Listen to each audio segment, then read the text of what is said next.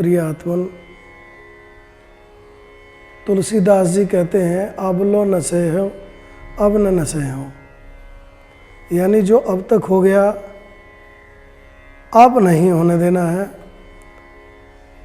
क्योंकि बहुत मुश्किल से ये मनुष्य योनि मिलती है और इस मनुष्य की योनि को प्राप्त करने के बाद भी यदि हम लोग धोखे में रह जाते हैं तो इससे बड़ा दुर्भाग्य हमारा नहीं होगा। इस संसार में अनेकों मनीषी आए और अनेकों मनीषियों के द्वारा निरंतर अलग अलग साधन, अलग अलग तरीके सब बताए गए।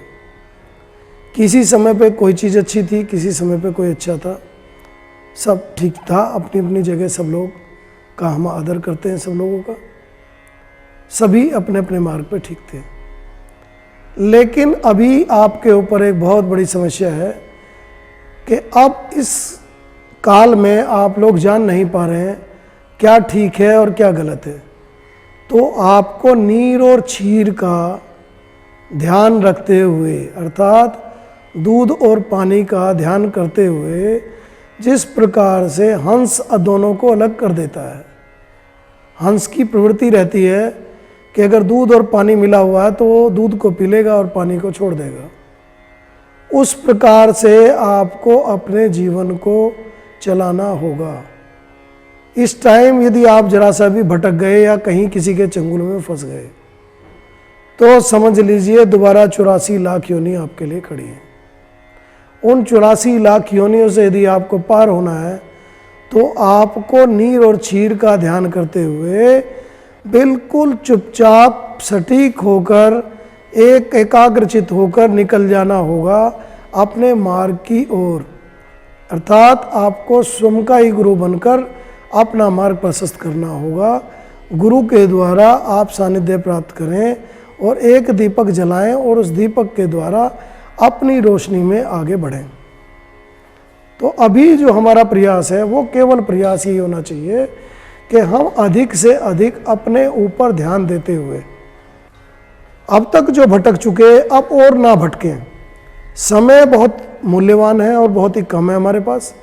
यदि ये समय निकल गया तो ये समय दोबारा नहीं आएगा, और ये समय निकला हुआ अगर दोबारा नहीं हाथ लगेगा तो सब कुछ चौपट हो जाएगा। जैसे कहा जाता है कि नदी के किनारे को जो जल एक बार स्पर्श कर लेता है पुनः वो उस किनारे को स्पर्श नहीं करता, आगे बह जाता है।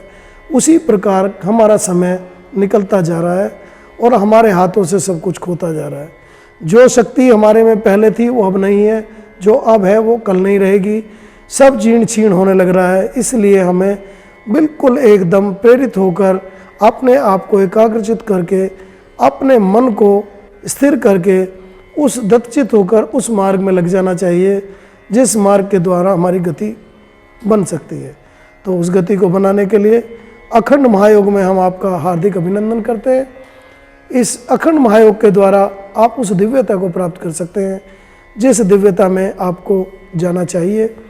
हमारा 3 दिवसीय कार्यक्रम इसमें रहता है, जिसमें आप अच्छी तरीके से हम लोगों से वार्तालाप भी कर सकते हैं, अपने प्रश्नों के उत्तर भी पूछ सकते हैं और आप अपने आप को जान भी सकते हैं कि आप अभी तक आध्यात्मिक रूप में कहाँ पर खड़े हैं, आप कौन से चक्र पर आपका भेदन हुआ है या आपकी स्थिति क्या है।